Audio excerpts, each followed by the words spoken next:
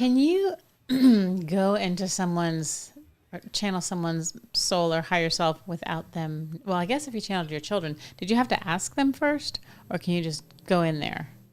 Yeah, I always ask. A soul never comes through if it doesn't want to. Well, So, do you ask yeah, the soul or do you ask the kid?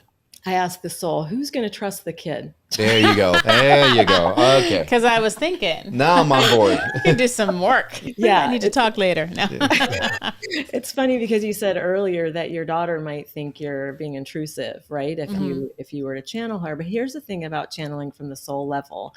It's only love. There is nothing that is negatively revealing or negatively impactful when you're channeling from fifth dimensional consciousness, which is only the consciousness that I'm attuning to when I channel. That's unity consciousness. That's the highest divine, loving energy. So the soul is going to come through and only transmit that which comes from the greatest loving place.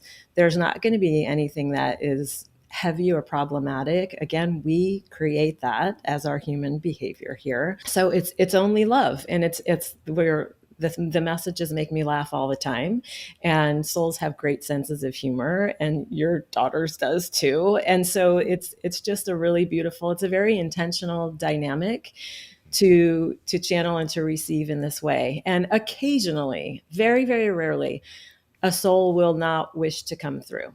And I'm told that as I close my eyes to channel, I will hear them or someone on their behalf say, no, not for me right now, but I'm sending a guide on my behalf. So we still get the message that's needed, and we still get the insight and the guidance.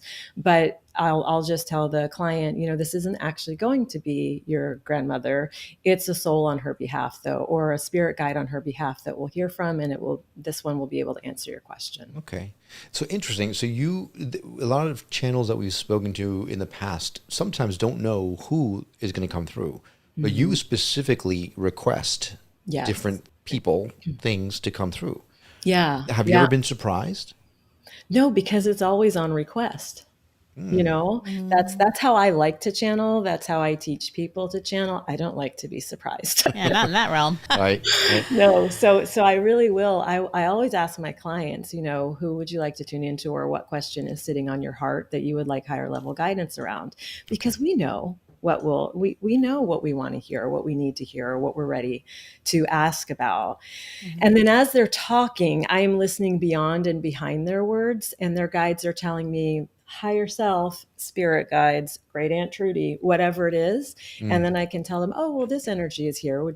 Does that feel okay to you to tune into? And they'll Gotcha. tell me yes or no.